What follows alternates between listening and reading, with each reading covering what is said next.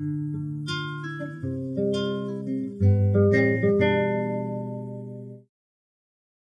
am with a lovely lady today called Eva Fernandes, and she is a very interesting woman. I've just been getting to know her a little before this talk, and yeah, we're going to talk today, as always, on the sofa. Love's going to be in there, unconditional love and fear, and overcoming, you know, our cycles of pain and conditioning.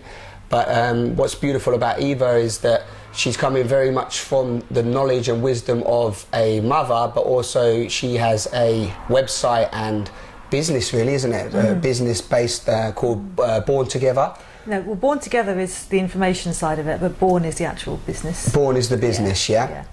And Eva's going to tell us more about that in a moment, because I'm not going to make it, I know it all. But yeah, borntogether.org is the website. .org.uk is the website for the information, and that's where you've been looking at. That's where I've been. That's right. That's why I've been there doing my research. Yeah. So, go on, tell us a little bit about Born to start with. Yeah. Well, Born is a retail business, and it was set up 10 years ago by myself and my sister, and it was set up because when I had my daughter, who's now 12.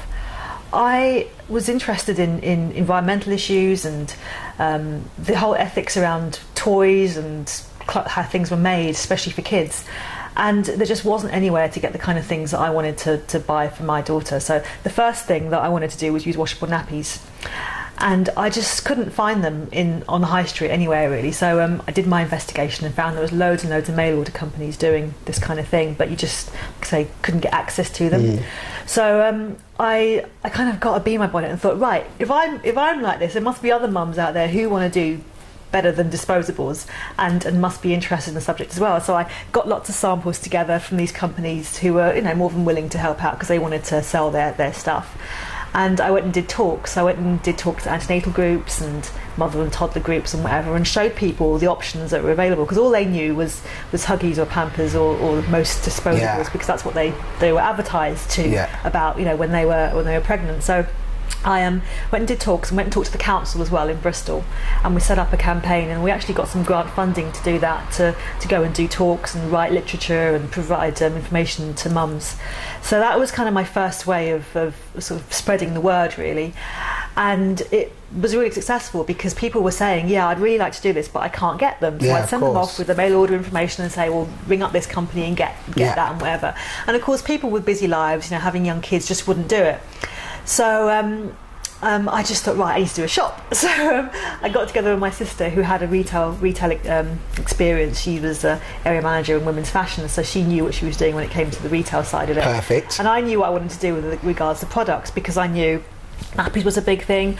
As for things like toiletries, because when you're pregnant, you're actually ripe for being targeted with advertising. It's the whole world that's opening up to you, and there is a lot of stuff out there, and of course you get the multinationals wanting to sell you their stuff. So they'll give you lots of freebies to induce you into trying it out, and of course once you've tried it, you're hooked. And of course that information comes via your midwife, who's a really trusted person when you're having a baby. So she gives you the advertising information. It's basically a bounty pack, which is a pack of samples and information, and it's sponsored by the big multinational brands. So of course, if it comes via your trusted, you know, person, which is often your midwife or in the hospital, then you think, oh, this must be great because they're giving it to me in the hospital, and then you're trusting them with your baby and with the whole process. And so I kind of got this stuff and thought, you know, that it's perfumed detergents and all sorts of stuff that I just didn't want to use for myself, let alone my baby, who was totally pure and innocent. All of it. So, the essence of purity. Yeah, exactly. Let's douse him in some perfumes, or her. Well, yeah, and you know, and things like when I did my research, you know, through opening the shop and thinking about these things, I just thought, there's no way I want to put mineral oil on her skin and artificial perfumes and all of that. And I kind of concluded that I wouldn't put anything on her that I wouldn't let her eat. Okay. You know, because basically, because you're ingesting, aren't you? Going through your skin. You know, 60% of what you put on your skin, at least 60% goes into your bloodstream and has to be eliminated by the liver and whatever. You know, so it's part of what you eat when you put toiletries on your skin. So.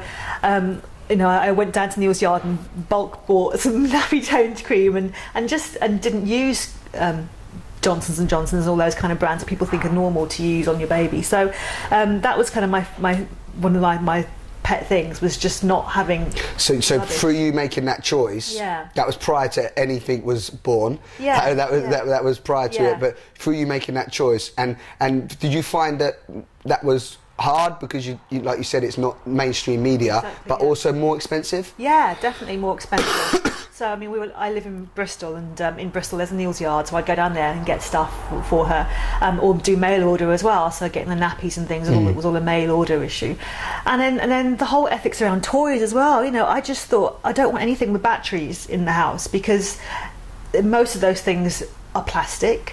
And there's a whole issue with regards to how they're made and the factories that they're made in, and then when they're being used you need to have batteries, which means they're going to be noisy, you know, and it just takes away from a child the way to they're just not able to stimulate their brains in the same way. As they've got something that requires imaginative play, it's unlikely to be something that's bright and garish and needs batteries. So for me, you know, having those kinds of toys for her was quite important. I mean, obviously, by the time the grandparents get involved, it can go out the window, because people will buy stuff that isn't. You know, well, it's interesting you brought this up. It's very interesting you bring that up, because I have friends who are vegetarians, and again, they're vegetarians, fine, and they're not saying that their children, you know, have to be vegetarians, but they've been obviously bringing them up on a very, you know, vegetarian diet. But what happens when the grandparents or, you know, you go out, there's that fear, isn't it? So even with the products, like what you're saying, you're saying, well, okay, well, I can go here and I can find these products, but the problem is that then the next person, or you do leave them with the grandparents or whatever, and they might not have those products. So how have you worked? How do you work around that, or what, you know? Well, I think you kind of have to loosen up about it, because you can just get too anal about it. Your child is going to leave the house. You know? Don't touch her. Yeah, so you just have to let them, and you know, for them it's an expression of their love for the child. So it's just how they do it. But I mean, if you have certain criteria, like when it comes to things like meat, then you might just say, well, that's just not acceptable to do that to your child when they're not with you. You know, of course. Foods that you not agree with. Same as additives or whatever. You know, I've had experiences where I've trusted somebody to take my kids to out to eat, and it's been fine, but they've come back climbing the walls because they've had like jelly beans afterwards, you know, and I thought, what's going on here? What they've been on. You know, what they've been on. So that does happen, but you know, as long as you deal with it, and it's all about balance and letting them have a bit of stuff, you know. You can't put them in a bubble. Well, and also when you're going to have when they meet other children as well, and they're seeing other children having stuff, there's always going to be that desire to have certain things. But would you agree it comes down to the communication? Comes down to the communication that you also have with your children. Because at least then if you go, okay, well, they are jelly beans, but they do this to your body and so on. I know people might go, well, I'm not going to start explaining the whole body to my child, but why not? But the thing is, even though they might choose to have those jelly beans there and then, you know, when they're older and they've got kids of their own, they might think, actually, Mum was right, you know, and it might be in 5 or 10 or 20 years' time that they realise the wisdom of my words. You know, they'll just think, oh, there she goes again, you know. God, with her bloody new products, you know, and a green way and so on. So, okay, so that happened. You then started the business, the business. So it was the nappies that drove you to... Yeah, that was the initial thing, and then things like the toys and the toiletries and baby wearing as well, which is basically carrying your baby in a sling and having them close to you. And, you know, for me, it was the whole parenting lifestyle, really. So, you know, I remember going to an antenatal class when I was pregnant with Maya. And I was with a group of women, and it was the NCT class actually, and one of the women came in after having read an article about, or read a book about having kids, and said, oh, I recently read that some people have their babies in bed with them. And I was like, she read about this, you know, and the woman who was teaching said, oh yeah, some people do that, but often people don't think that they're going to feel safe or whatever. I just thought, where are you? You know, these are mammals. We are mammals, and our human beings are supposed to be close to their mother, you know, right close to them, not just in a cot or in the next room. You know, skin to skin is so important when you have a baby. And so that whole kind of way of parenting was for me the natural way to do things. So it involved, you know, being conscious about the birth, breastfeeding, and having the baby close, and not having this separation go on. So I just also wanted to talk about that to people and make them aware that there is another way of doing things, because it wasn't talked about. You know, the natural assumption was you have your baby and it's kind of separate from you. Whereas I kind of have this idea of there are organisations, it's called NINO, which is 9 in, 9 out, so, or NINO people say as well, and it's this kind of theory, but not so, it's not a wacky theory, it is that your baby's in you for 9 months, and so for the next 9 months they need to be really close to you. Okay. Because so much goes on in those first few months that needs to happen in a safe and totally unconditionally loving space. And they've just come into the world, you know, they can, you know, completely, they're getting, totally reliant on another human being. They're getting used to gravity, walking, noise. So much, you know, and the best place to do that is quite right up to the mother. So having a decent sling to carry a baby in. So is this not common? Because you know, I'm not up to speed with my. It's not. But is it not common to keep the baby close? I mean, I don't know. I've never asked my mum how she, you know, but it's not. It's not common. It's not common. No, not at all. So it's as soon as they're born, basically, in the cot. Bottle. Yeah. Well, I mean, things are shifting now because we've got this the WHO and UNICEF code, which is called the Baby Friendly Initiative, which is one of the better things that have come out of the way people bring up kids. Is that the directive says that as soon as a baby's born, it's given directly to the mother for lots of skin-to-skin contact. And you know, breastfeeding is initiated within the first couple of hours. And prior to this, like in the 70s, the way babies were born, I mean, it's still happening in lots of hospitals now. It's not just, you know, 30 years ago, 40 years ago. Babies were born, taken away from the mother, cleaned up, having the mucus or whatever sucked out of them, wrapped in dressed up, wrapped in clothes, and then presented to the father usually. So there wasn't this kind of mother connection, which is on a very base animal kind of level. You know, it's about smell, it's about noises, all of those kind of things that, you know, it's like. And heartbeat, right? Yeah, all of this. Yes, skin to skin for body temperature. Now, what we know as humans is that if you interfere with a cat having her kittens, she'll kill those kittens, or even, you know, even of course. In zoos, you know, we leave them to birth by themselves in quiet and let nature and just the course of it do it, you know. Yeah. Because we know that if that's interfered with, they'll reject the baby. Yet we haven't sort of done that with humans. Assume that they're a bit different, but actually we are animals, and we do need to. Well, we have the technology, don't we? Supposedly, which supposedly connects us more, but in fact disconnects us, because even in a hospital, it's like, okay, we've got these great hospitals and we've got these great ways of, you know, birth and you know, we can give you this, that, and the other. But at the end of the day, what were humans doing before there was? What was humans doing before there was hospitals? And what was they doing before there was injections for you to deal with it? You had to deal with it, right? Or presumably maybe you died. Yeah, that does happen. And you know, when it's good, technology in hospitals is fantastic. But of course, what I think is happening too much is there's just too much interference. And so, you know, this connection that should be happening between mother and baby is getting lost, because there's just too much going on. There's too many people there, there's too much technology there, and there's too much interference. And then the stepping stones from that, because that's starting the foundation of the disconnection.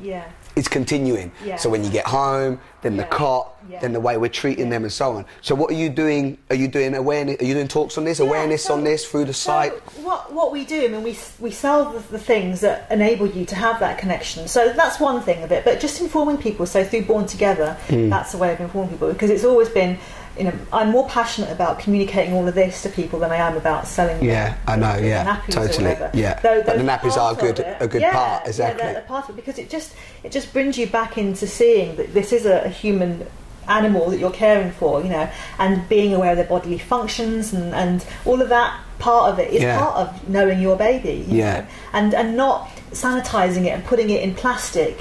That isn't for me how it should be, you know. So allowing a mother or father as well to have lots of skin-to-skin contact by carrying them in a decent sling, and breastfeeding. So making sure they have the support, because all too often you hear mum saying, "Oh, I tried it and it didn't work."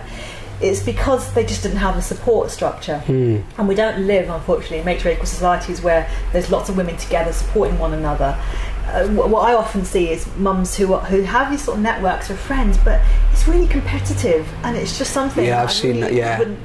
Where it's straight in with the ego and the competition. Right? You know, who's got the best clothes, who's got the best pram, who had the better pregnancy, or whatever, the birth, you know, how was yours less painful, more, you know, did you have a good pregnancy, bad pregnancy, and all that, and it just instantly, and with the comparing, so it's almost as if the child becomes a product, because it's like, how well was your product, how well, do you know what I mean, how well does it perform, was it a nightmare, was it good, is it sleeping well, does it sleep all night, exactly, that's the first question, isn't it, does it sleep all night, or you've got a good one, is she good, yeah, you know, that's the question thing, is she good at what, or is she good at what, you know, what is can he do 7 hours on the first weekend, do you know, if he can't sleep 7 hours, he's not a good one, has he got more hair on his forehead yet, he's not a very good one there, that's really interesting. All of that, I just think, you know, I mean, there's lots of people out there who aren't like that, you know, and, of course. And luckily I managed to find those kinds of people because I just wasn't going to buy into this whole kind of... But they're attracted to you as well, I'm sure, because, you know, those people are looking for a vent as well, you know,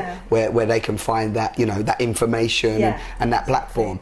So that's what we're about, you know, because mainstream stuff, you know, is very much that kind of, you know, too much measuring going on and not enough just being in the flow and just waiting for things to unravel as they should, you know. So that's kind of where I'm at, you know. And why is that? Why is that? In your experience, why is the mainstream? Why is the mainstream lost that connection? Is it just a financial thing? Is it just a mass thing? There's too much, and they don't feel that they can. So it has to be like you said, a generic pamphlet with all the products and a generic way that it should be, and you know, a generic this. Do you see what I mean? Why isn't there that, you know, that I call it skin to skin? I like that analogy, but why is it? Where's that connection? And we've got small smaller organisation, obviously, small organisations which are trying to bring that up. You know, how do we get it into the mainstream?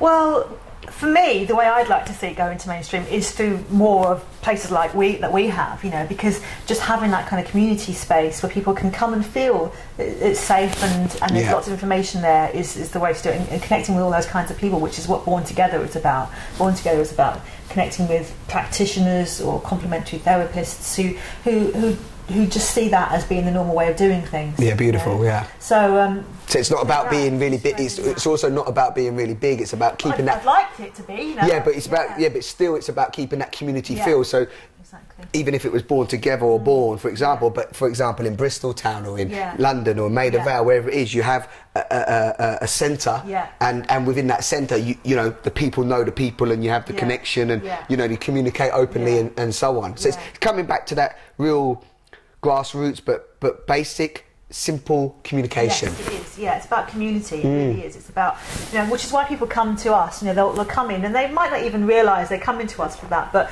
you know, we'll have a conversation. It might be about feeding, or you know, their baby's nappies or whatever, and then or the fact that the baby's got colic. And I'll often say something, look, there's practitioners on Born Together that you can look up and you can find out information on who can help you with that, because the normal way of doing things is your baby gets colic, you go to the doctor and you get some chemical stuff that you feed to them before you feed them, and that's supposed to sort them out. Now for me that doesn't understand why that's happening in the first place. You know? The core of why they've got the colic. Exactly. So my interest is in, well, what's going on, you know, with a mother, with a baby that is manifesting that complaint, you know. And the practitioners that I would always recommend are people that are going to get to what's going on there, you know. And so you don't need to suppress it with some chemical or whatever. You just sort it out at the root cause. Well, that's the quick way again, isn't it? A lot of the times with the doctors.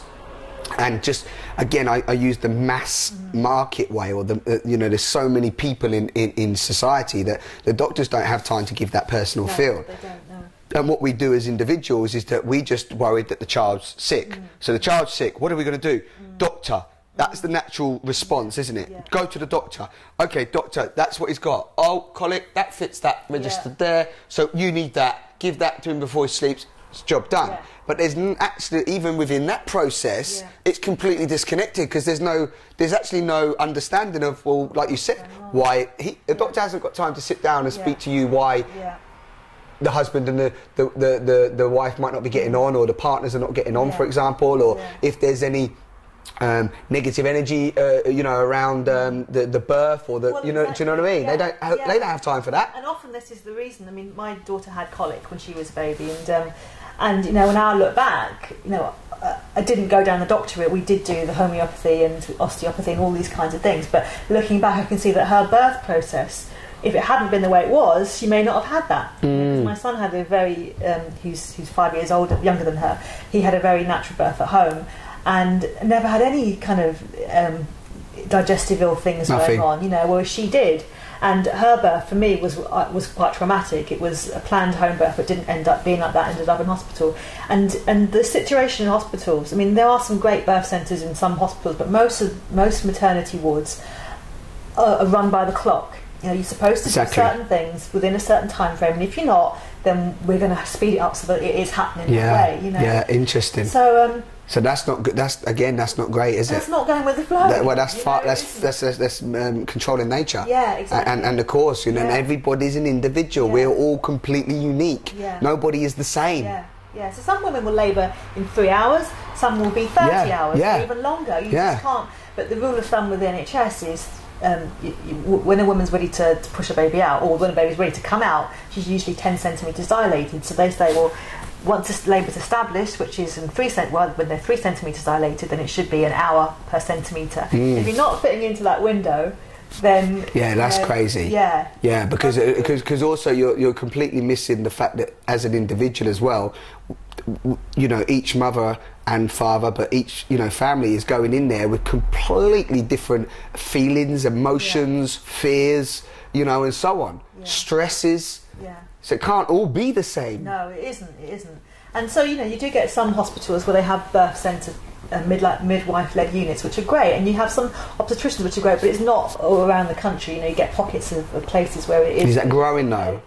You'd like to think so, but you know, you get the whole funding issues and all of that. Because when you have these centres, they're usually what a woman needs in labour is one person dedicated to her. She doesn't need somebody going off and then somebody else coming along. You know, she needs one-to-one care, because it's a time of trust. You need to have that somebody with you that you know. So ideally, you want the same person that's looked after you during your pregnancy to be with you during the labour. And there aren't many places where that happens, because the NHS is so fragmented. I mean, I paid for it when I had my son. I had an independent midwife, so I had her throughout the whole of my pregnancy. And then you have to pay for it, right? Which people just don't have. Yeah, exactly. Which people don't often have. And that facility is not there as a free thing. No, it isn't. You know, I mean, in New Zealand, actually, it is one of the things they offer. You have a choice. You get like a sum of money, and you can choose how you want to use that money. So you can choose to have a midwife, you can choose to use it in hospital or wherever. And that's something that they've spoken about in England happening, but it hasn't really made much inroads, really. Yeah, so it needs to be spoken about, and then maybe 20 years later, that I would like to it moves in. Our when we do get bigger, and use that kind of voice to. Well, you're using it now. Yeah, exactly. This is part of it, you know, because I think, you know, this for me as well, the connection to unconditional love, because it's something you brought up with when you watched one of my other videos, is that one of the things I said on the one of the talks before with Sam was that a lot of people think that unconditional love can only be experienced when the mother can experience it when she has a child. So a lot of times, and more so normally the mother, even more so than the father. They don't normally talk about the father experience unconditional love, but the parents in general, because they see that birth, and at that point of birth they just see beauty, don't they? Purity and so on. And what I love about one of the things that you said as well is that, and with everything that you've just mentioned, is that the parents almost have to be feeling that vibration and be thinking, not thinking like you, but be having the understanding that they don't have to go to the doctors, they don't have to take these natural products, they don't have to be sucked into advertising. But this isn't this is one way, but not necessarily the right way. But you know, just can you share like how you had that in you? That was something that was driven from you. But people don't have that naturally in them, do they? Or do they? Do they? I don't know. I mean, I suppose what I was fortunate about, for me, what I think is one of the reasons why I suppose I'm wired like this. I mean, culturally, you know, my heritage is from Goa via East Africa. So in those cultures, it is common to just keep your baby with you. You know, the cats and dogs stay out of the house, and the people are inside, and the babies are in your bed. You know, and people say, oh no, I wouldn't have my baby in my bed with me. And I think you wouldn't say that to somebody if they had their cat on their bed, would you? It's quite normal in this Western why culture, is that's crazy? to have your cat or your dog in your bed, licking you, or whatever, cuddling you, but not the baby. I mean, what's Yeah. It just doesn't make sense. Get the baby out, bring the dog in. Yeah. All right, hey boy, come up here. So you know, from culturally, that's how we were kind of brought up, you know. And you know, I shared beds with my mum and dad, and then my sisters. I've got 2 older sisters, and that's normal. I mean, even now, you know, I'm staying at my mum and dad because I'm in London, and I'm sharing a bed with my son. You know. Yeah, in England you can't do that. English people don't even think they have sex. You know, English people don't even go to the toilet. You know, do you know what I mean? In English families, it's like, do you go to the toilet? No, no. Did you fart? No, nobody farts in England. Do you know what I mean? It's like, well, you're the same as every other human, aren't you? No, no, no, no, no, no.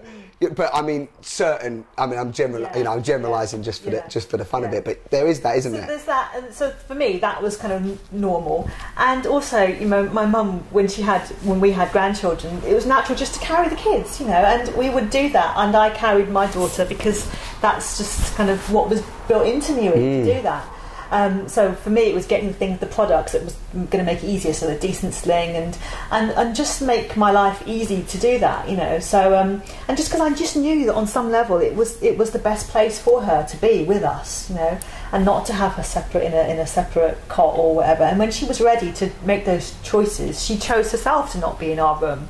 But sometimes, I mean, she's now like 12 and a half. Yeah, and she'll sometimes say, "Mummy, can I just sleep with you tonight?" You know, or she's got her own big double bed, and I'll go and sleep with her because that's what she needs. Yeah, you know? Exactly. And we do seem to have this in our society idea that the bed is for sex, and actually it's not. Yeah. You know, it is for sleeping. It is for reconnecting connection, with one another. Affection, and love and support. Yeah. You know. Yeah.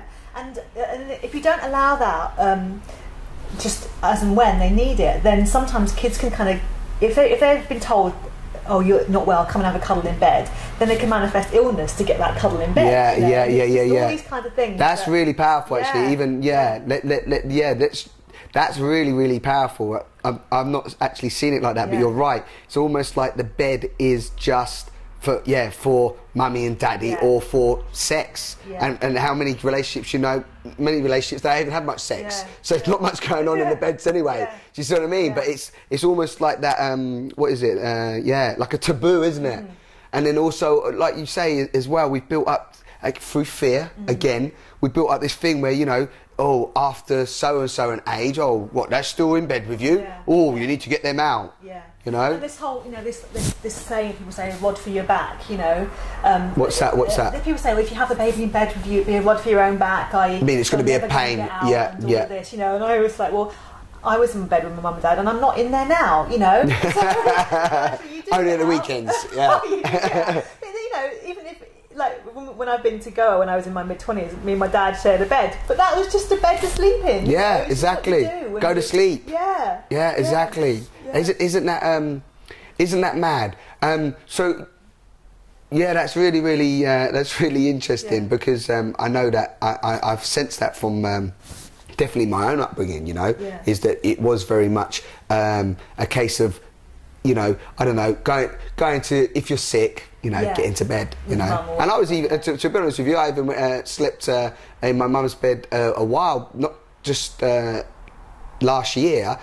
I had the almightiest sickness, and I was down here sick. I had a migraine beyond belief, and the most comforting of all places, and no word of a lie, I couldn't sleep, and I slept like an absolute baby. Was when I went to bed. It was about 4 in the morning, and I woke my mum up, and she said, "You all right?" I goes, "No, I cannot sleep. I just need to lay here." I laid there. She stroked my hair for about a minute or so. I can't even remember. That was it.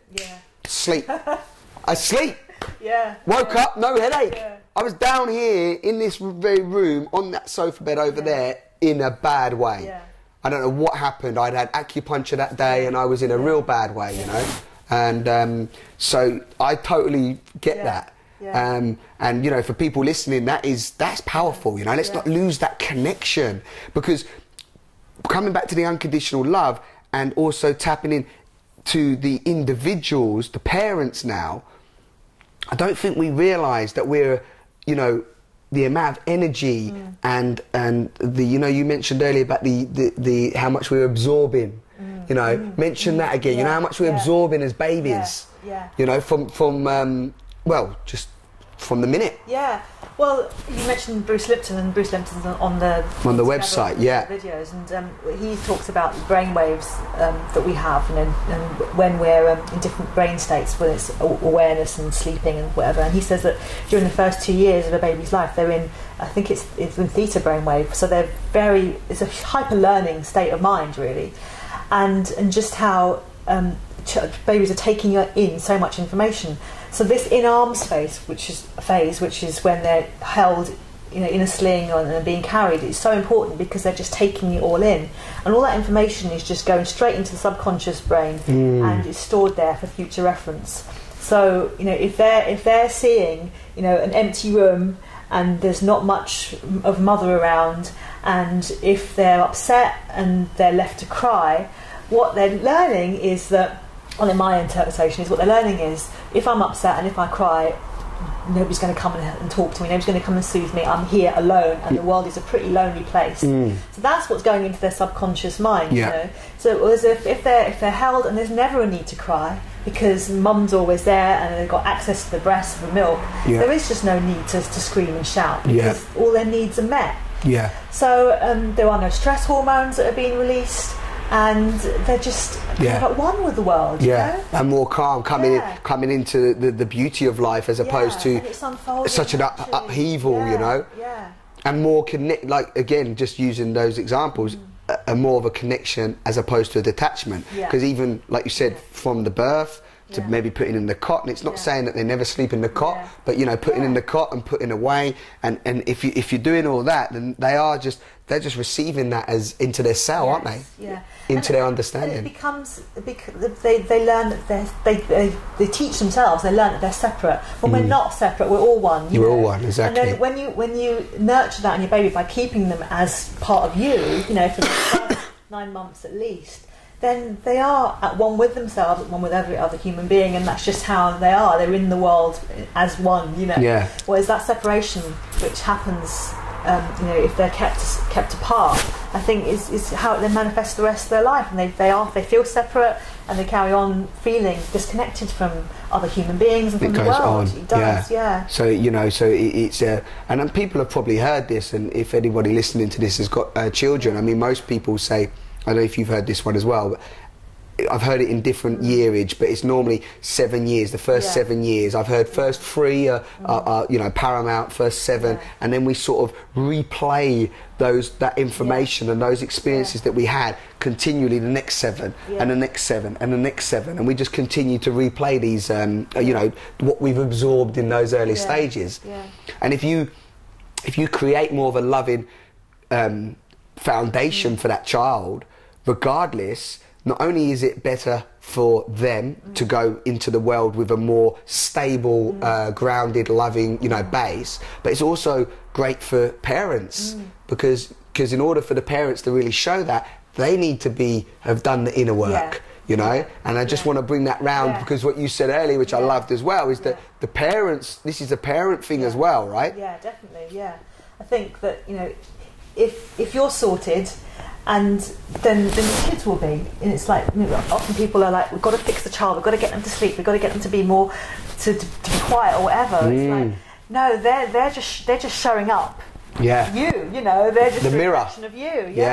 So if you're not calm and at ease with the world, your kids aren't going to be. Totally. They're just copying in that theta brain state what they've seen. That's amazing. So it is you sorting your shit out in order to and harsh for some, but true. It is. Because that is so, and that's powerful in life anyway. The mirror, isn't it? How often do we hold the mirror up to ourselves, and just actually look at what we are creating, because we're attracting what we are, and we're also creating that which we are, as a mirror image. Exactly. Your whole reality is a reflection of your inner beliefs. Exactly. Your subconscious mind and your inner beliefs and where your perceptions are. So your children will be that. If you believe that kids are a certain way, whatever, that's what your kids are going to show up for. I mean, I think up until they're about 18, that your kids are just a reflection of you, your inner workings, really. So, and often mimic the same path, which you then resist. Like, don't you as well? You resist it. Why are you doing that? Well, you did it. Or like, what? I can't believe, don't smoke. Well, you've been smoking around me for the last 5 years, and why am I not going to smoke? It's okay to smoke, isn't it? What, are you doing a bad thing to you? No, don't worry about me. Yeah. Don't look at me. Look at yourself. Yeah. Don't follow me. Don't copy me. You do better. Yeah, Well, it's that whole, Gandhi said, be the change you want to see in the world. And it's about, if you want your children to be a certain way, then you've got to change yourself first. You can't expect them to be rounded and sorted and loving if you're not that, Yeah, but you also, and this is the crazy thing as well, this is the because you love the child, because you have that thought unconditional love, because sometimes that love changes, doesn't it? It moves from an unconditional, maybe a pure love, into a more of an expectating love, a more of a judging love, a more of a conditioned love, and then you're in fear, right? So you've come out of love. So then you're still thinking 16, 13, 14, whatever the age, that you love them, and you're really wanting them to do good, and you think that you're telling them to do good. But the point is if you just worked on yourself, they would actually be more supported, rather than keep telling them what they should and shouldn't do, and what you didn't do and what they should do better, because that's not actually giving them much ground to do you know what I mean, to draw from. Which is I think really powerful. But Bruce, they call me Bruce Lipton, also said is that, when you have children, and I don't know how you feel on this, and this isn't in any way a generalisation or a dig at single parents or council estate parents and so on. I mean, I grew up on a council estate, but we don't often realise, and this must be a through line subconscious belief that we've put into people, a conditioning of some kind. We don't actually think that having children is a life quest. You know what I mean? Do we? Do you notice that? It's almost like, well, I'm 17, right? Have a kid. It's time to have a kid. That'd be fun.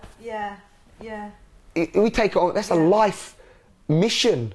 It is. You're committed. Well, I think you're committed to that child to at least 18 years. And I'm nearly 40, and my mum and dad still treat me as a child sometimes. Anyway, but when I'm there, it's like, have you eaten? Do you want it? They just look after you. And does that ever go? Yeah, I don't think it ever does. No. So I just think it's one of the things that, as a parent, you sign up for. You choose that. You choose that life in. But I think, for example, if that wisdom, if that knowledge was within, even for example, teenagers could go and speak with not maybe just, I mean, I don't know what teenagers are having done at school nowadays, and if they're even having these talks might even be out there. I don't know, you might know better, but a place where teenagers can actually go and actually just communicate and have that communication about what it means to have children, because fundamentally, if you're not vibrating in a pure place yourself through life experience and maybe even connecting to who you really are and as a loving being, right? Sometimes I question, are we even ready to have children? Do you see what I mean? And I mean, that changes everything, because we're just having children just dandy, dysfunctional, abusive, drug takers, you name it, just popping them out. Do you see what I mean? It's just repeating the cycle, isn't it? And it's only through becoming aware, and you just think, actually, this isn't the way to do things. Because otherwise you just do what you see out there, and you do what you've always done. And it takes, for me, it just took, well, actually, this isn't the right way of doing things. I suppose, because like you say, culture, because culture, that wasn't the way we did things, I just took a step back and said, well, actually, I am questioning the way I'm going to give birth. I am questioning the way I'm going to feed and look after my children. Because that's kind of what felt natural to me, but most people don't do that. They just kind of get on this treadmill and don't question those things. And it might be that often they have like a bad experience for them to question, well, actually, should I have done something differently? And so sometimes that can be a birth. Often a woman can have a traumatic birth and realise that actually that wasn't the way she could have done things, and it's then that she investigates and finds maybe things like us or other people to support her in those choices. But I don't know what it is that makes somebody question that and think about what it is that they can do differently. I mean, I'm quite lucky in the people I know, for them questioning stuff is quite a normal way of being. But for out there in the kind of world of norm, it isn't. Most people don't question it. But it does have to come from that woman saying to herself, or that husband even, or partner saying, well, hang on a minute, why are we having that blood test? Why are we having that scan? What information is it going to give us? and if we have that information, what are we going to do about it? And people don't often think about that. They just go, you know, get on the treadmill, have the blood tests, have the scans, and don't think, well, if that says there's a 1 in 1,000 chance that my baby could be Down syndrome, am I going to have an abortion? You know, so there's all these things they don't think about until whatever often. They're in. Know? Yeah, they're just in. Don't think about the side effects of those tests. And I just want people just to wake up a little bit and say, well, you know, what am I doing? You know. Yeah, but before you embark on it, it's not about having a handbook order. It's got to be mapped out, and it's got to be, you've got to have in sync everything that's going to happen, because that just doesn't work in anything we plan in life. But the point is just that real basic awareness. You know, what does it entail? What am I embarking on? What am I committing to? How many people commit to children? Why is there so many dysfunctional children in the world? Why is there so many children that don't have parents? Why is there so many children being abused mentally, physically? Why is there so many children being killed, dropped off, abandoned? I mean, it's simple. Nobody's aware of what it entails having a child. If they understood what it meant, you couldn't commit that. What you were saying about people having children, not realising the responsibility of it, and then abandoning them or not looking after them as they probably should. I think it's because society doesn't support family the way we should. Really. You know, it used to be that you'd know your neighbours, you could leave your kids with them for a bit if you needed to go out to the shops or whatever. We don't have that societal structure anymore. So the way I'd like it to be is that mothers supported one another, but not in a kind of, or you know, go around and have coffee and talk about what their child's doing, and who's crawling and who's walking and who's eating solids and whatever. That's not what I'm talking about, because there's just a little bit, in my mind, too much competition often with some of the mums that I see. And what I'd like is a real network of mums that support one another in a real practical way. So, you know, if you're knackered because you haven't slept because your baby's been up lots or been sick or whatever, you go to your friend and say, look, can you have my baby for 2 hours? I need a nap. The other lady looks after your baby, and if necessary feeds them, you know, her milk, not just looks after them, and then you go and have a nap, you know, just recharge. And there's that real support network that we're really lacking. And you think that could happen? That someone could even share their milk?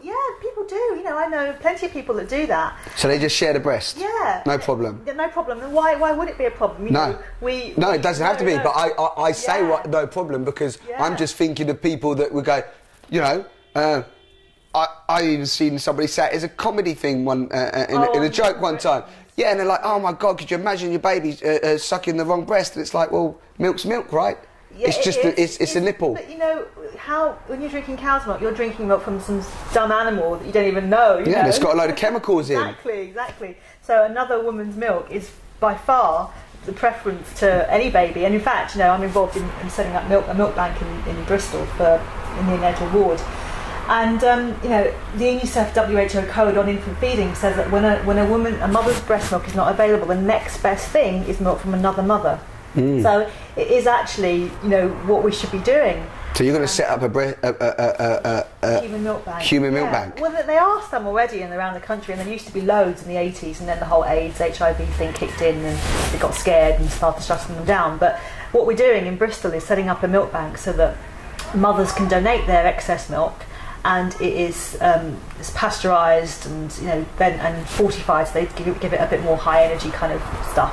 And then it's given to the neonatal baby, so babies in special care. So they can actually get a breast milk as opposed to just getting them straight on cow's milk or whatever else it would be. Some formula stuff, which basically, I mean, the reason it saves lives basically, because what people don't. What saves lives? The stuff they're given, or breast milk will? Breast milk saves lives, yeah. Okay. It's a bit like, you know, if you were in an accident and needed a blood transfusion. You need blood, right?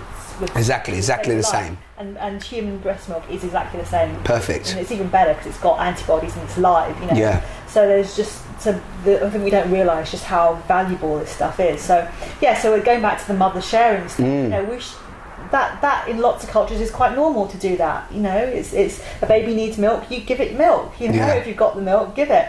So so just sharing that kind of stuff, but all in a practical way. Just, you know, mums connecting with one another. And would that be like, sorry to cut you short, but would that be connected with each other? Because again, you can imagine just going, it would need to be that you was all in that community of understanding that you've signed up for that. Not signed up like do you know what I mean? That you're open to that. Like, of course you can bring you're tired, of course. Bring you know, whoever the baby is, but of course I look after it, knowing that you'll be reciprocated exactly in the future when you needed it. And not about money, just about giving support. Yeah. So things like that, and you know, if this happens, I mean, I do know of groups of women where this happens. There is a whole kind of network of mums who meet under the kind of continuum concept guide, you know, which I'll go into a bit. But they'll do things like go around to one another's houses and do. Today we'll clean this person's house, and next day we'll clean this lovely. person's, you know, and share meals and that, because you know, doing that full time, because I did it when my daughter was young. It's hard work. And it's quite lonely as well. You know. So creating a community where you've got like-minded mums that you can meet up with and share your journey with is really what's important to me. Yeah, and needed, because it gives you, like you said, not only support but social, a bit of a social life. Exactly. You know, share ideas. And like you said, sometimes that happens around mums, but it's very much all sat around competing. Your separateness, aren't you? You're over there, I'm over here. Okay, we're talking, but we're not really talking about supporting each other. We're just talking about, you know, who's doing what, and in fact projecting who we are as opposed to, you know. Supporting one another, you know, and it's just becomes this kind of, you know, who's had the most sleep, whose baby's going the longest without needing to be fed, and all this kind of stuff. Which walking first, it's just really not driving, you know? at one. No, I know. So for me, it's about raising that consciousness and really thinking about your choices. And I like it. A lot of people do. I mean, the continuum concept is a book that was written in the 70s by this anthropologist, and she went and studied with. She didn't study; she just observed these South American indigenous people, and what she saw was that babies had a natural continuum whereby when they were born they were kept with their mother, or they were just looked after by the whole network of people. So you know, the older kids would look after the younger kids, the aunts were there, the grandparents were there, and the whole village basically brought up the kids, and there was no kind of kids must do this and adults do that. You know, knives were around and tools around, and the kids kind of, that was part of, they knew how to handle them because they saw other people handling them. There was no don't touch that or don't touch that, you know. So what, trust was there. Yeah, so a lot of what is happening in the UK, there was a continuum concept kind of network, and people do that, you know. I mean, there's certain things that you just can't transfer over from South America to here, you know, in the middle of the Amazonian rainforest. You don't have stairs, you don't have cars, you don't have, you know, things that you're going to have here that need to be taken account of, you know. I think that's one of the things that I find a bit weird. People kind of don't get that there are some things that babies do need to be taught. They do need to be taught how to climb upstairs, you know. But teach them how to climb upstairs. Don't put a stair gate on, assuming that that's going to help. You know, teach them how to climb up. You know, because I taught my kids how to climb the stairs rather than just stopping them from doing it. Yeah. And that once they've learnt it, they just go up and down. Yeah. They're jumping up and down there, exactly. faster than you. Yeah. You need the help. And you just kind of watch them, think, oh my god, you know. But they just know what they do. They know their own bodies. You know, and they kind of get. Yeah, it's almost letting go a little, isn't it? As well, trusting that you've guided, but then letting go. Obviously, you know, don't let them fall down the stairs every day. You know, that's not going to help them. But you know, when if they do fall, then they kind of their bodies are sort of loose and they don't hurt themselves. Yeah, you know, because they're also aware that they're up there doing. You know, they're learning, aren't they? Yeah. And they're probably more strong and you know able than we often maybe think. You know, so that's totally. Yeah. So. Okay, so obviously you're doing this now, but in relation to, you know, you and your journey, obviously you said that your son was a lot easier than your daughter in relation to the birth, and now with this awareness and this love, what are you personally doing for your children? Is it just is it the way you communicate to them differently? I know you said you're showing them different things. Do you know what I mean? Do you feel, for example, there is through this new awareness that you're bringing into this whole world, you feel that there's a difference in you know, respect, communication, calmness, and you know, their behaviour? Well, I think for me, watching my daughter, what I love about the way she is that, you know, sometimes she gets caught up in the whole kind of energy of her friends, you know, and looking good and doing well at school or whatever. But what I'd like to think is that she also takes on the fact that it shouldn't be about grades and marks, and should just be about fun, you know. And I want to instill in her and my son as well that, you know, there is an amazingly wonderful world out there to enjoy, and not to get stressed about stuff, you know, because in the whole scheme of things, stuff doesn't matter. Yeah, you know, totally. Grades don't matter, and all things don't matter. Material doesn't matter. Life matters. And you're here as a living, breathing embodiment of a cell. You know. And you just communicate that openly. Do you feel you have a more of a, because one of the things with unconditional love is that I feel that unconditional love is about one of the manifestations of unconditional love is deep, as I said this to you earlier, deep, transparent communication.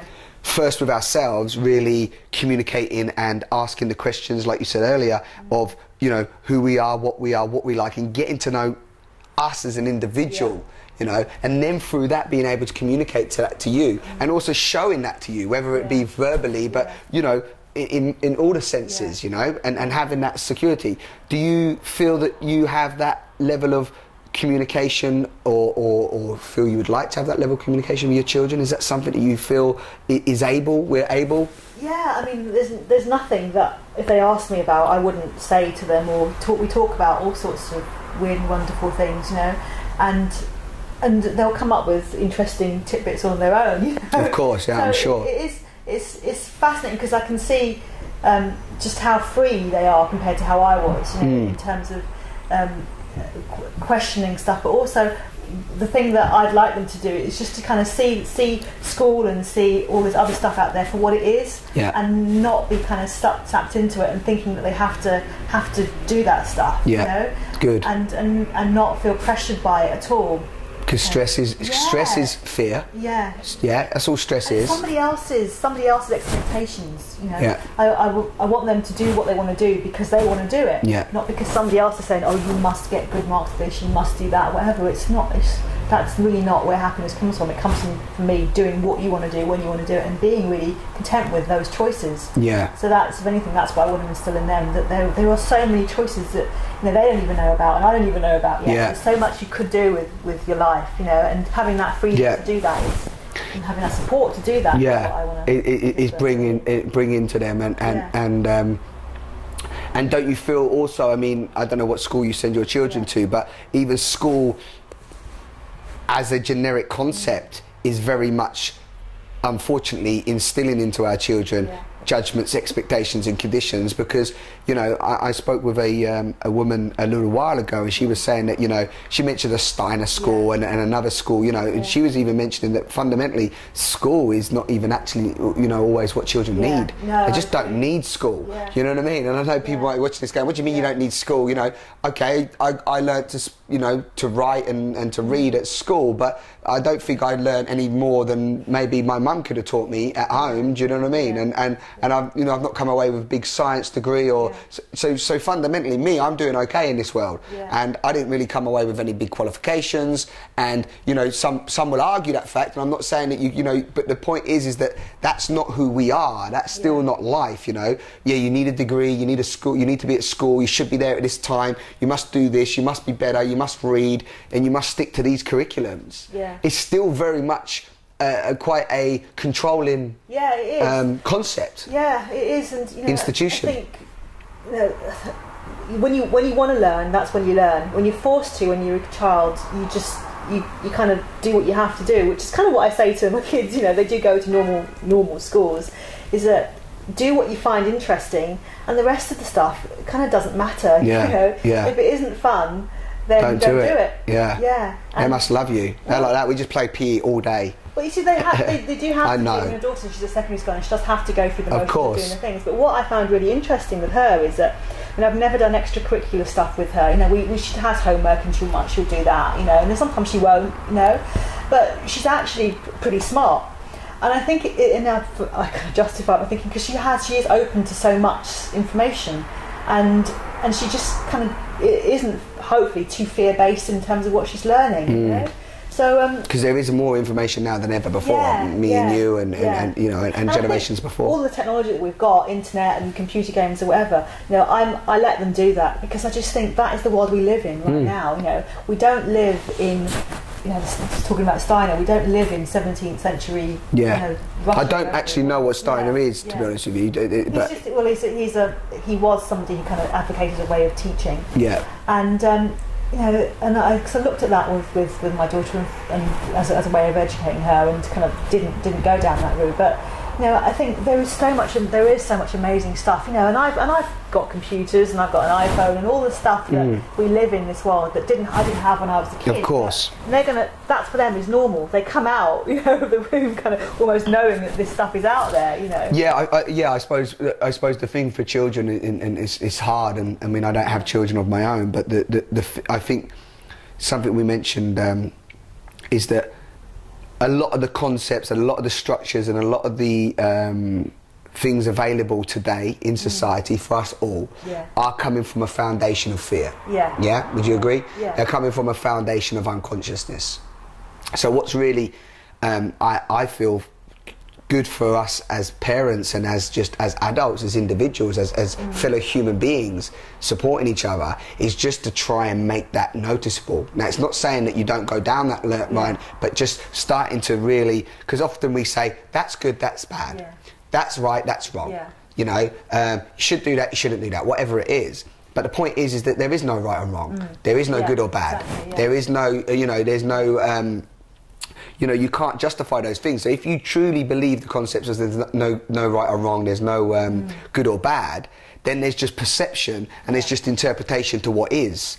So if we can start to actually open children's minds to the fact that there is this level here, which is this is a vibration of unconsciousness, or this is these are certain things you can do, and then there's this vibration here, and you're just showing the different vibrations, so they have freedom of choice, whereas you don't get much freedom of choice in schools at the moment. It's very much do that, be this, be that, or be that. Do you see what I mean? It's almost like because our school structures and our politics and everything else is built on the low vibrational field of fear and unconsciousness. It's like what, again, using Bruce Lipton said, is that because we're putting all of our energy into protection, into worry, into anxiety, into things that may or may not happen, right, past and future, we're not actually having much energy for our growth, and that's for our children and our parents, and for all of us. Well, it's about being present, isn't it? If you're constantly thinking about what's going on out there, you've not got the energy to be present to your children right now, which is what they need, really, isn't it? They need connection. And you need connection as a parent. And we don't, when we send them off to school, or we have to go to work, and then we come home, and then we've got to pay the bills, and then we don't have much time in the evening because dad's got in a bit late and mum's cooked the food, so the child's got to go to bed at 8 o'clock, but the dad gets in at 7:30. There's no connection. So the actual structures that we've got in place, okay, we're bringing some money in, okay, we go on holiday once a year, twice a year, whoopee scoobs. And when we're on holiday, mum and dad spends a little bit of extra time with us, but really they want to break themselves. They ain't got no time. So where's the present moment connection? You know what I mean? Chop work in half.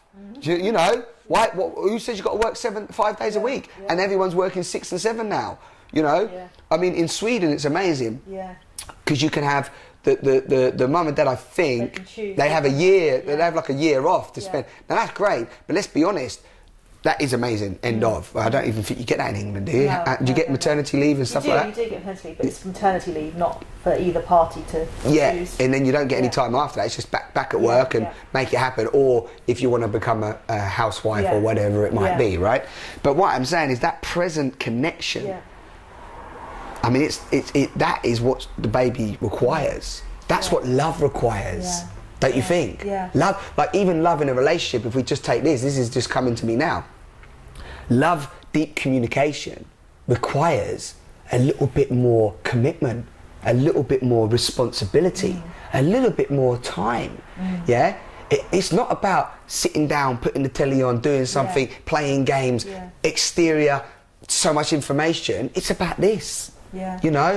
Connection, touch. How are you? What you're feeling? This goes back to talking about bed sharing as well. Is that so many women who do go back to work so quickly, if they don't even have that connection at night time with their baby, then they're that separation is just it's gone. gone. Yeah, exactly. So it's even more important when you are going back to work to then think, right, at least I've got 12 hours or 10 hours at night time to connect with my baby. You know, that's so important. And you know, those times are never going to get, you're never going to get them back again. You know, and so going back to have that connection there's some foundation times in a person's life, especially when they're born, where that just needs to be taking place, you know.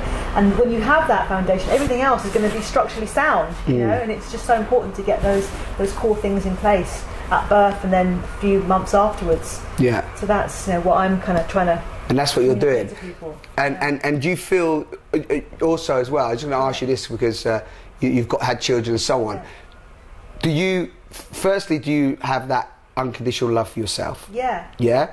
And did you notice when you had your children that there was a different love, right? Yeah. Do you know what I mean? Yeah. And can you share something? Share something on that. Yeah. Did you feel there was a different love? So when people say to you, unconditional love, what is it? Oh, it's only parents can experience it, for example. Yeah. Do you feel there was a different love? There is, but there isn't. I mean, there is because biologically, what happens when you've given birth is a complete flood of chemical stuff going on in your body for yourself and your baby. And if that birth process isn't interfered with, what happens in those moments during and after birth are just like no other time in a person's life. You know, it's I mean, Michelle O'Donnell, who's an obstetrician who pioneered like water birth and just really allowing women to give birth as they should. You know, he talks about this. He's got an amazing book called The Functions of the Orgasms, which is all about chemicals that are going on in the body all the time, and they're really heightened during birth.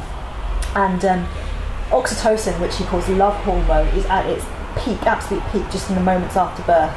And oxytocin stimulates what's called the fetus ejection reflux. So the baby coming out, milk coming out, and the whole lot. And it is the love drug. Release. You know, it is that feeling when you're completely blissed out. Yeah. You know?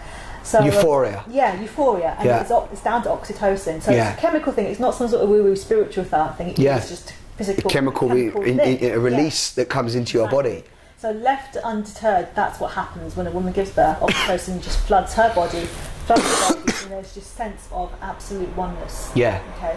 And you know, if you talk about it in spiritual terms, it's when your chakras are wide open, the crown's just completely connected. Yeah. So that's that is the release that I'm getting. For example, when I get a tingle all the way down my spine, when I'm connecting to the truth. Yeah. And I don't need drugs or alcohol or anything, and I'm saying to people, I'm just buzzing, I'm feeling high, exactly. I'm almost feeling like sometimes I'm on ecstasy or something, is that I'm just getting that release, right? Yeah, of oxytocin, and men have it as well, which is what you're talking about. So that process, you know, naturally is big, is more powerful at birth. Yeah, and it's no other, you know, I felt it when with my daughter, because I had sort of a managed labour, I didn't feel it so much, but with him, it was like, whoa, that is just euphoric, it is amazing, you know. And, interesting, and women who've had that experience, they want it again. They want it again. It can be quite addictive, but you can't describe it. It isn't a thing you can kind of really talk about. But then what happens is we interfere with it by separating baby for one,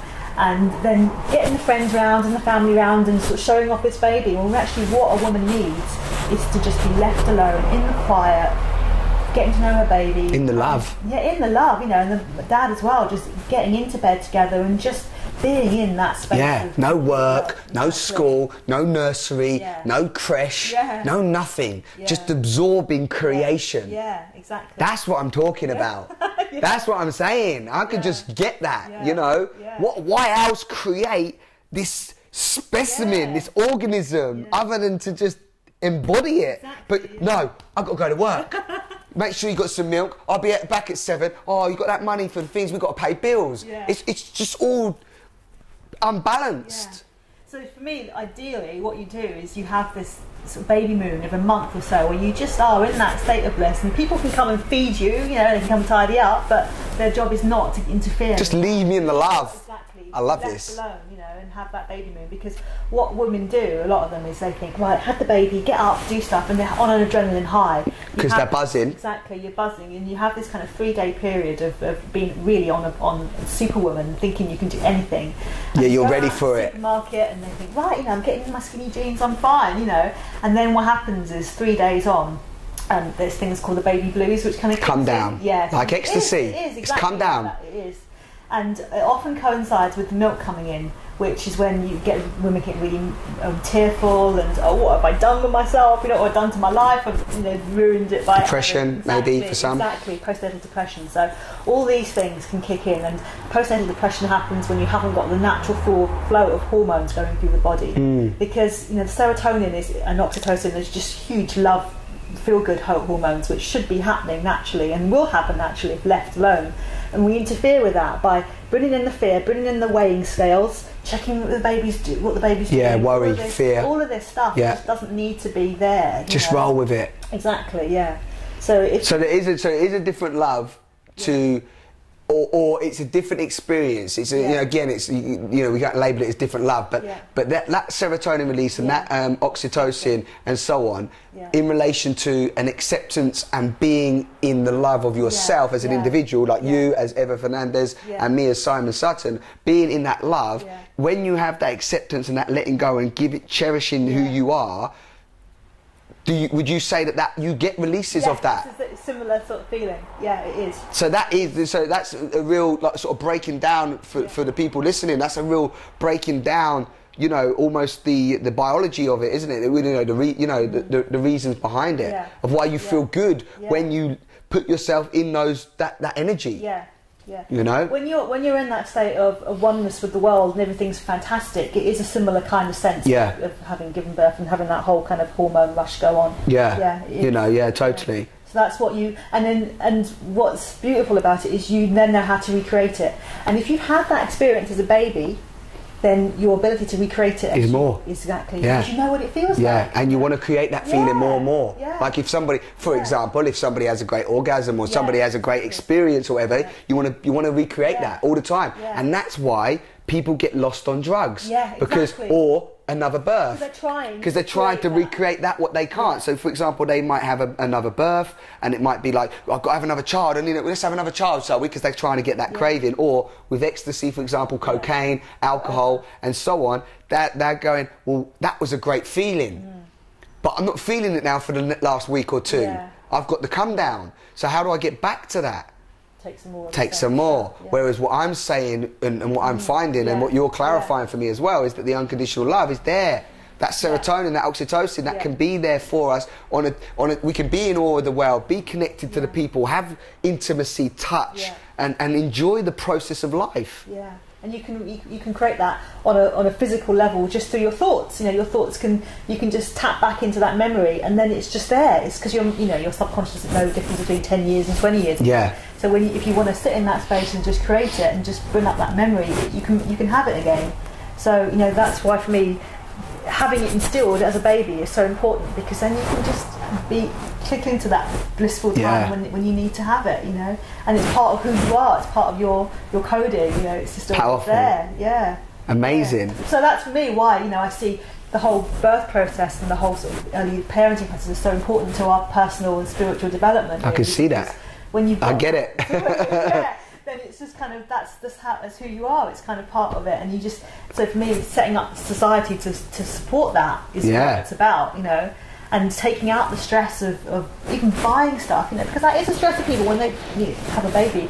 The baby's going to need clothes, it's going to need a sling, it's going to need some natural products, nappies. So for me, the business is part of, let's do that in a stress-free way. Yeah. Let us take a person through this process, hold their hands through that process, and so they don't get overwhelmed. Because what happens when you get overwhelmed, when the cortisone kicks in, the stress hormones, you shut down. And you think, I just can't cope with this. And you've probably been in experiences where there's just so much going on. You just think, I need to either leave or go to sleep. Yeah, totally. Well, you get lethargic, you get run down, you just your body packs up internal organs. Exactly. So for us, it's about saying, look, this could be a stressful time if you go down that route of buying all the crap.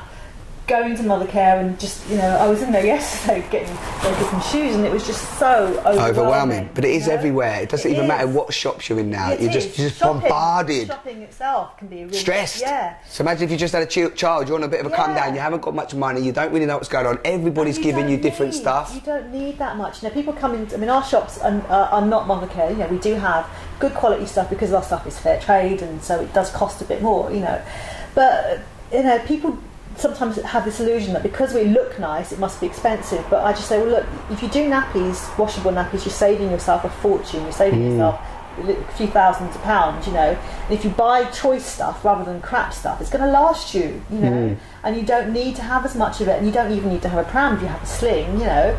So all of these things could actually save you money in the long run. With the knowledge, with the wisdom. Exactly. And is there not even a way, and I don't know whether you do this, but isn't there even a way to recycle certain people's stuff as well? Because, I mean, I know from friends who are parents, I mean, you know, they've got like a 1, 2, 3-year-old daughters, and they've just got clothes. They've got stuff they don't even need. They're just going to give it to their next their friends. Yeah, well, that's what you should be doing, you know. Constantly. Constantly just moving things through the system. You know, because I mean, what, the child might have worn it for like, you know. They just grow out of them. They don't wear out of them. No. They just grow out of them. Even prams. I mean, some prams. You know, people are buying prams. I mean, prams are like cars now. People are going down. Some have got wide wheels.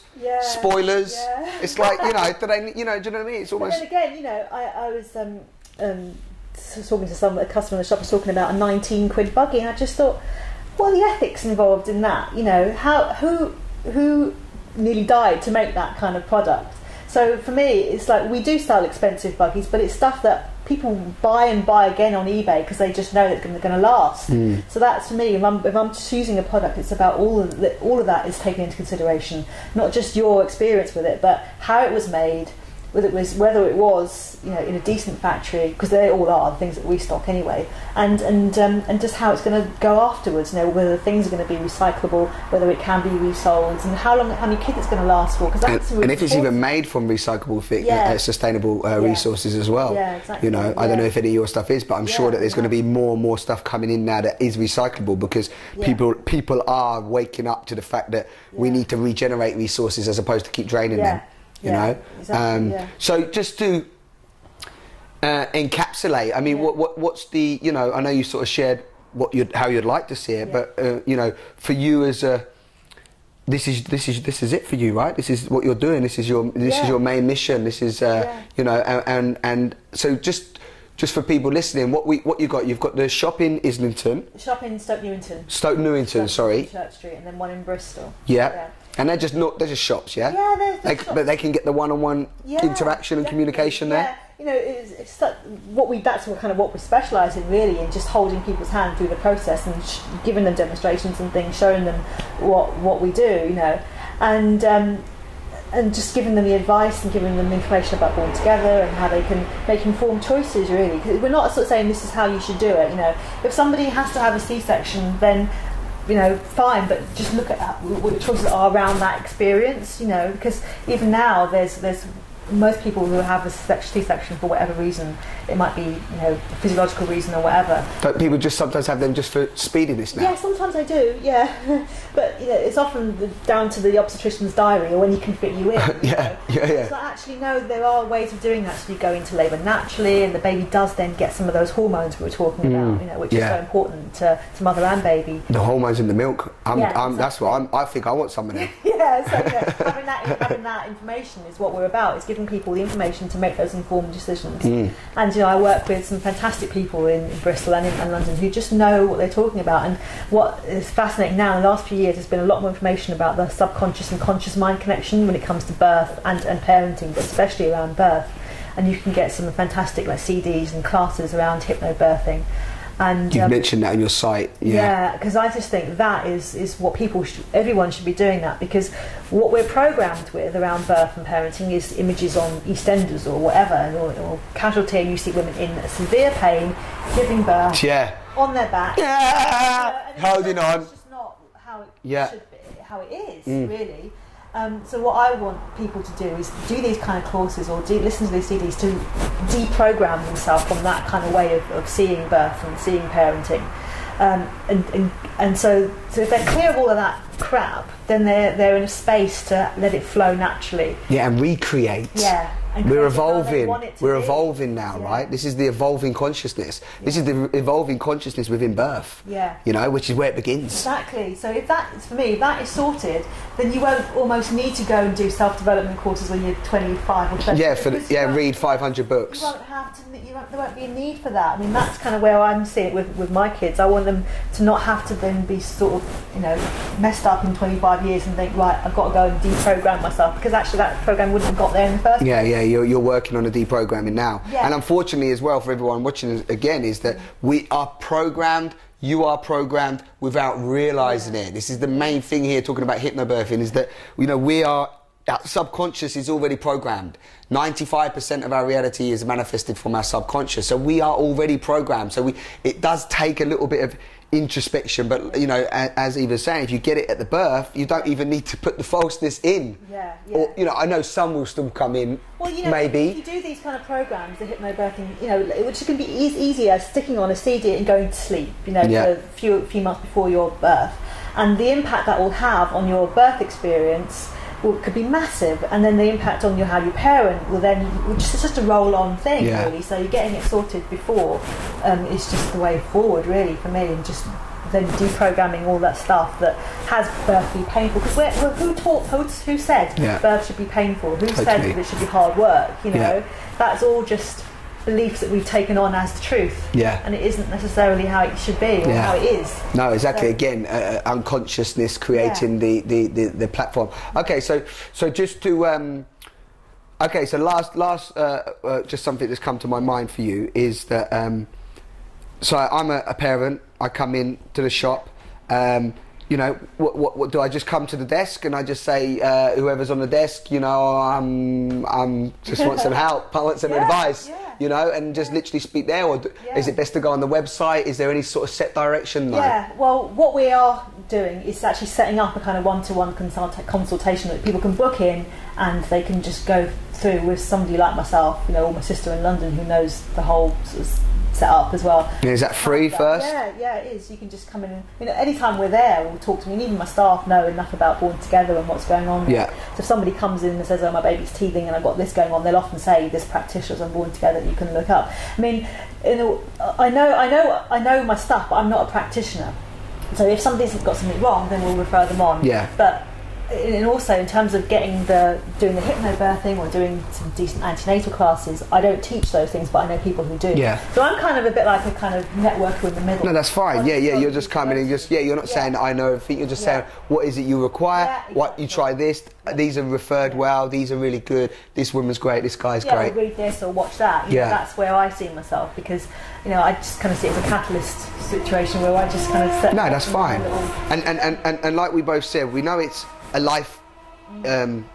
We know it's a life choice, a life journey, a life ambition to bring children into this world, to bring a life form, recreate a life form into this world is magnificent, and create it from a place of unconditional love is imperative.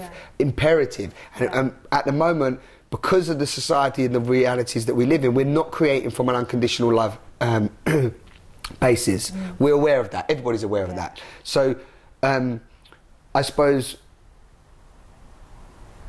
there was something I was just thinking that I wanted to add to that, is that you said what did you say? It was it's gone. I hate it when it happens. You said about coming into the shop and then navigating them. Okay, so you're navigating to them. So my question was, at what point should I and my partner be looking at like from the minute we know we're pregnant, right? Well, I mean, no, before you know. Before you even, if you're planning on it, but if it's not planned, and you all of a sudden you're like, oh crumbs, it's 3 months in. But that's the time, isn't it? Yeah, it is. As soon as you. This is started. As soon as you kind of know you're on that journey, really. Because you know, there's books, there's practitioners, there's maybe some mind changing to do. There's not. I mean, there's just loads of. I mean, it is a real high learning curve you have to go through when you're pregnant. You know? So it comes like talking about the tests and stuff that you could buy into doing, which start off quite early. You know, to doing those tests, and then when the baby's born, thinking about how that birth's going to happen, and then a couple of months into that, you're talking about vaccinations, all of these things. Yeah. I just think you have to be making and vaccinations is a scary, massive, scary thing for every parent. Exactly. So making informed choices about that. Not saying you should do this or should do that, but if you're going to do things, just know where the space you're coming from needs to be clear. And if so you're making those choices from a clear space, not a fear-based space, which is where people make those choices from often. Yeah. Beautiful. Okay. Beautiful. Thank you very much. I think we covered a lot there.